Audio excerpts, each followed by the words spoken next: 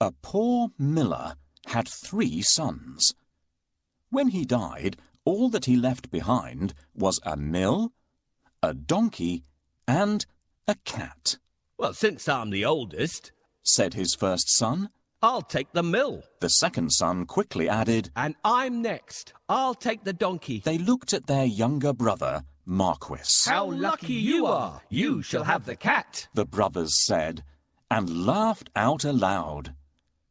The poor fellow shook his head as his brothers left. It was not fair at all. "My brothers can make a fine living with a mill and a donkey, but what about me? I'm stuck with Puss," said Marquis, wringing his hands in despair. Puss had been listening. He stretched and yawned loudly.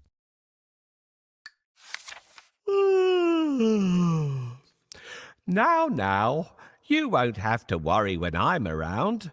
All I need is a bag and a handsome pair of boots, and I'll be able to take care of us both." "Sure you will," thought Marquis. But to be fair, he had seen Puss use many tricks to catch mice and rats. If nothing else, they wouldn't go hungry.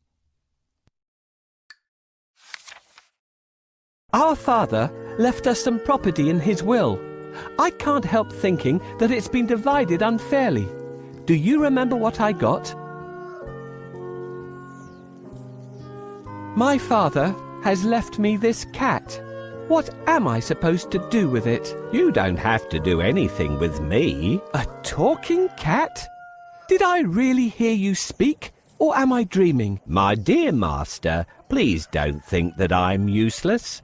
Just wait and see what I do, and you'll be happy that I belong to you." "How can I be happy when I've only got a cat and nothing else?" "You will understand soon, but first, can you get me a pair of boots and a sack?" "Did you forget that I don't have any money?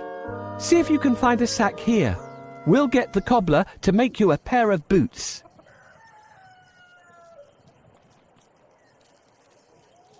"Thank you. That's exactly what I need.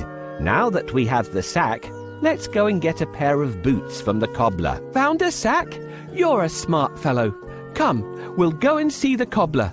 I'll pay him for the boots later."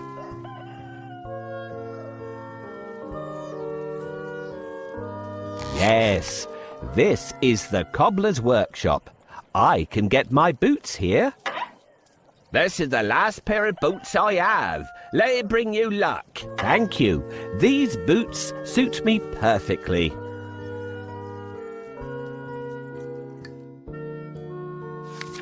Soon the cat was given his own pair of boots and the new bag that he had asked for. The boots fitted him perfectly, and he looked very smart. Puss packed a juicy cabbage and some bran in the bag, and slung it around his neck. He polished his whiskers and set out. Puss headed straight to a spot where there were plenty of rabbits. He had a great plan in mind. Puss opened the bag wide and hid behind a tree. Soon a rabbit came hopping by. He saw the cabbage and leapt straight into the bag. Whoosh! As quick as the wind, Puss grabbed the bag and tied it closed with a piece of string. With the rabbit in his bag, Puss walked straight over to the king's palace. He bowed low and presented him with the rabbit. "Your Majesty," said Puss in Boots in a royal voice, "this humble gift comes from my master, Lord Marquis of Carabas." This was a fancy name that Puss had chosen for his master. "What a thoughtful gift," said the king, who loved roasted rabbit. The next time, Puss managed to catch a brace of partridges and took them once again to the king. "This is wonderful. Tell your master I'm very pleased," said the king, who loved partridge stew even more. This went on for 2 months. Puss was becoming an expert at catching game, and the king was getting plumper. First, I need a bait for the rabbit. What do you think rabbits love to eat? This is exactly what we need. No rabbit can resist the smell of a fresh cabbage. Get ready. When the rabbit comes closer, catch it.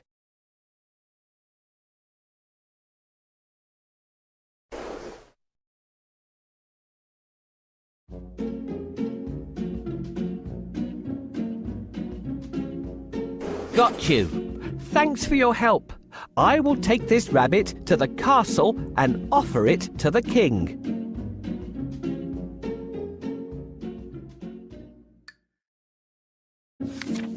Puss knew a lot of things. He was such a clever cat. For instance, he knew just when and where the king would be out riding in his carriage with his daughter. I think that the Marquis and I should go out for a walk today, thought Puss one sunny Saturday. Puss took Marquis down to the riverside and spoke to his master. Today could be your lucky day. If things go to plan, you'll make a fortune, said Puss. Clip, clop, cling, clang. Puss heard the sound of a carriage approaching. They both looked into the distance. It was the king's carriage. What should I do? Marquis asked, ready to obey. He had grown happier with the food Puss brought in every day. Go and bathe in the river. I'll take care of everything else, said Puss. Is that all? Cried Marquis. He pulled off his clothes and jumped into the river at once. Splash! Quickly, Puss hid his master's clothes behind a rock. Help! My master is drowning! Somebody save him! Puss wailed. He was trembling from head to foot. The king recognized Puss at once. He remembered all the lovely meals he had enjoyed thanks to the cat. The king jumped out of his carriage. Go and save him, quickly, the king said to his servants. Puss said to the king, Your Majesty, some nasty thieves have stolen my master's clothes. Is that so? Don't worry. I'll find a suit for him, said the king. He ordered one of his servants to fetch some fine clothes. Soon Marquis was pulled out of the water, and the king's servant handed over a handsome suit for him to wear. As soon as Marquis put on those clothes, he looked just like a prince. He stood tall and handsome, and smiled shyly at the princess. Surprise, surprise, the princess fell head over heels in love with Marquis. Master, I have a great idea. All you need to do is go and bathe in the river. I will take care of the rest. Well, all right. That's easy. While he's bathing, I need to hide his clothes. Can you think of a good place to hide them? Yes, this is a good place to hide them. The first task is done. We should wait for the king now. Can you see the coach?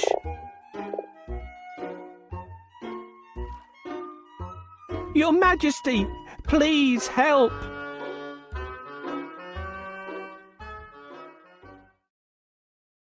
Hurry up.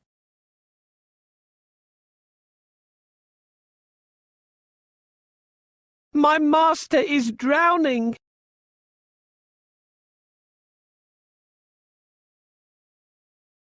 Your Majesty, please help.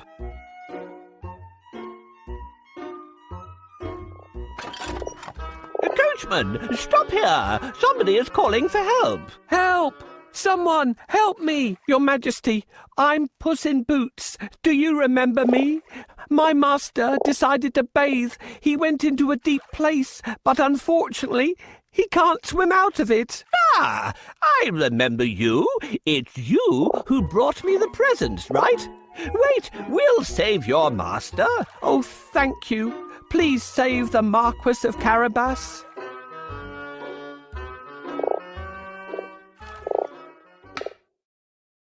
I must pull him out quickly, but I need a stick. Where will I find one? This is exactly what I want. Thank you for your help.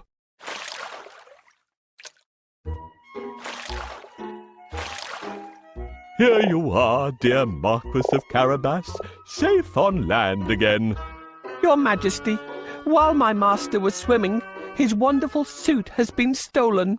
Now he has no clothes to wear. I'll order one of the best suits to be sent from the royal cloakroom for your master. Thank you for your help. How can I pay you back? We would be delighted if you could join us on our journey. What do you say? Oh, of course. My master would be pleased to accompany you. Yes, I'd love to take up your offer and get better acquainted with you and your daughter. Then take a seat and let's go. I'm pleased to meet you, dear Marquis of Carabas.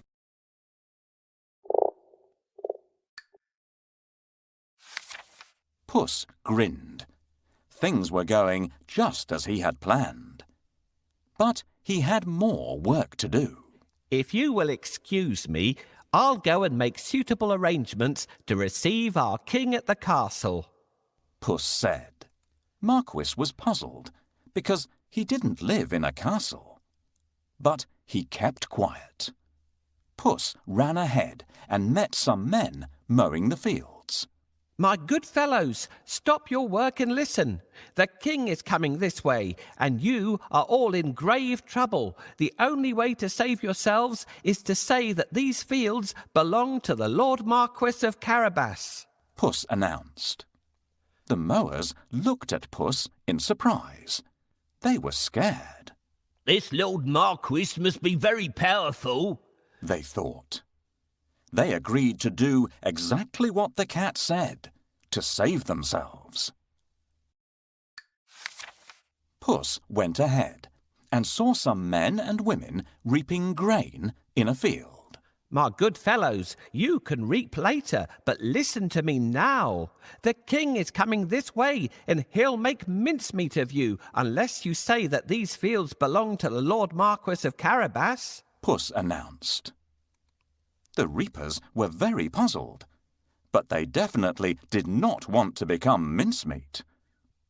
They promised to tell the king that the fields belonged to nobody but Lord Marquis of Carabas.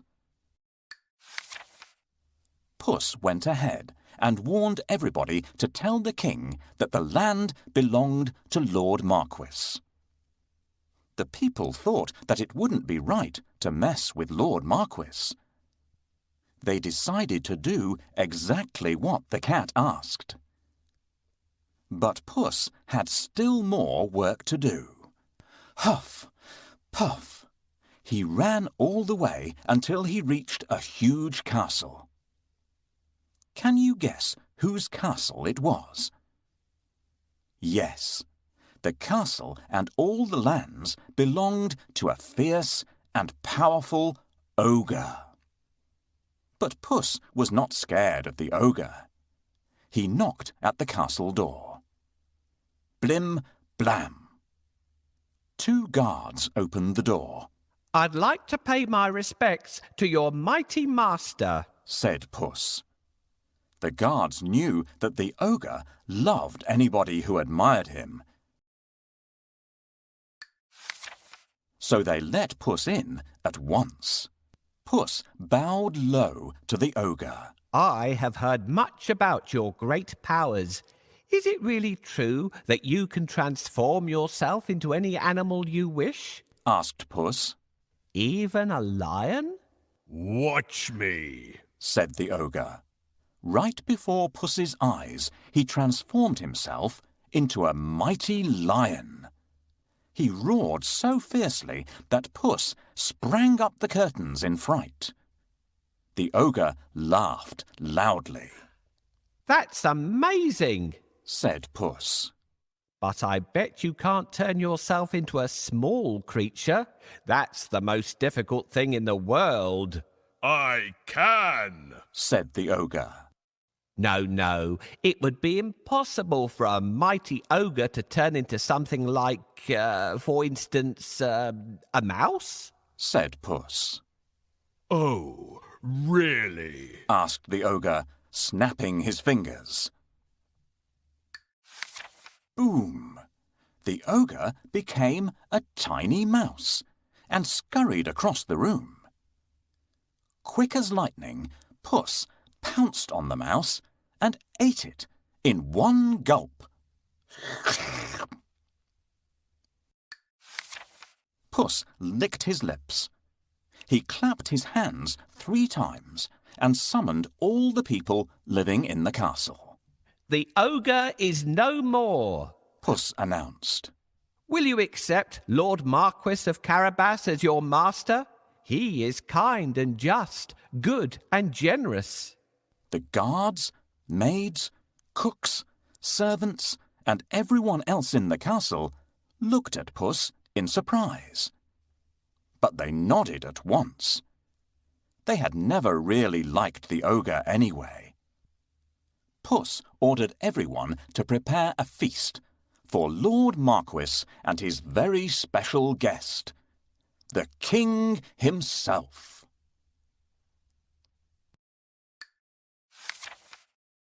The coach with the king, the princess, and my master will be here soon. I have to wake up the ogre right away. It looks like this noise isn't a... I don't think we would wake him up this way. Let's try something else. It looks like this noise isn't enough to wake him up. The ogre still sleeps soundly and has terrible ogre dreams. What? Who woke me up? What are you doing here, cat?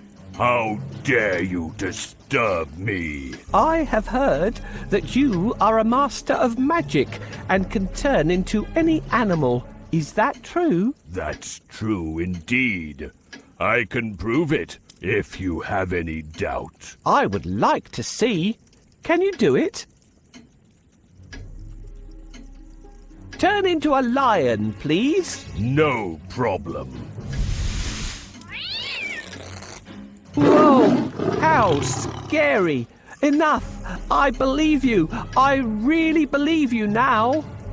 Well, did I prove how great I am? Indeed, indeed. But if I ask you to turn into a tiny mouse, I bet you'll not be able to do it. That's so easy. Watch me. Help me catch this mouse before it turns into an ogre again.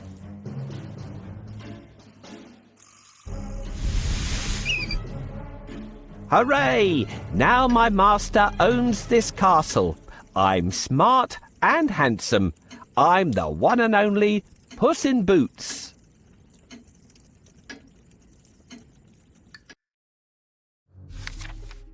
Meanwhile, the king travelled through the countryside, speaking to the people.